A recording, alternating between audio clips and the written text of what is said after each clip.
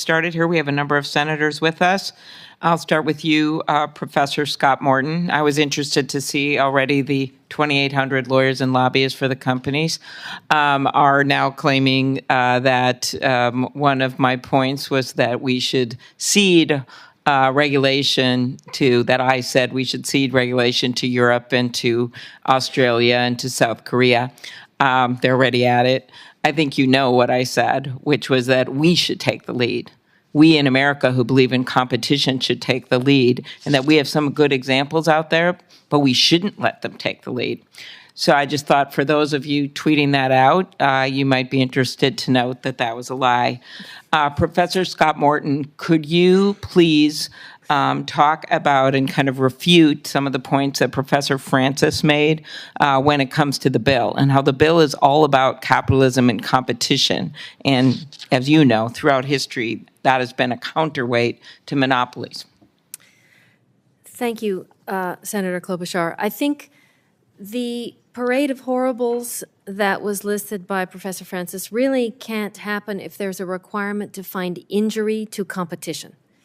Today's courts are actually really happy to find behaviors that economists would identify as harmful to competition to be fine.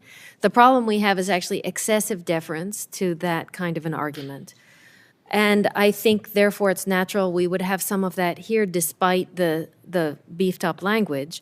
So the notion that courts will suddenly eliminate quality products because they have to evaluate a harm to competition is, I think, misplaced.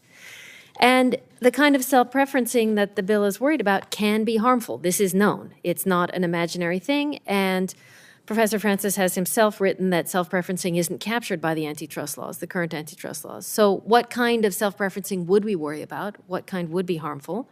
The kind that harms competition. So again, we're returning to familiar economic concepts. This is all stuff that we know from the literature.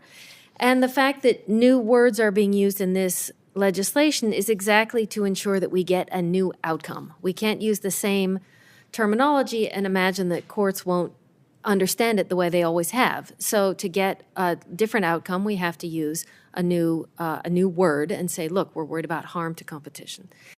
In terms of innovation, I think, as I said in my opening remarks, the entrenched monopolists that we have right now should not be relied on to generate innovation. That's not what a monopolist does. It's safe. It doesn't have to run fast to innovate.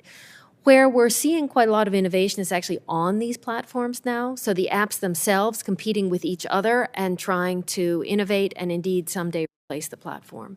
Okay. That gets limited without protections. Okay. Thank you.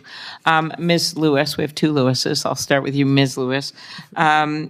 This committee, I found your testimony very interesting and compelling about the small businesses. And I think you know we have previously heard from them. Their group, the NFIB, is strongly in support of this bill. And many of them have told us they're afraid to come forward individually because they're afraid of retaliation by the platforms. And we've seen this before because they can go out of business if they're retaliated against. You work with companies who are stuck in this position. How would the American Innovation and Choice Online Act help them? Thank you, Senator Klobuchar. The fear of retaliation is significant and really overwhelming for many market participants. It is something that I encountered during the House Judiciary Committee digital markets investigation, and have continued to experience in private practice. It's one of the reasons why I co-founded the Responsible Online Commerce Coalition, because small businesses like Amazon third-party sellers are terrified of the degree to which Amazon has complete control over their economic livelihood and the power to essentially eliminate it overnight. The AKOA very helpfully explicitly prohibits retaliation when businesses of all sizes and individuals too, I believe, raise concerns about these platforms' anti-competitive conduct, and that is a key provision, and I applaud you for that.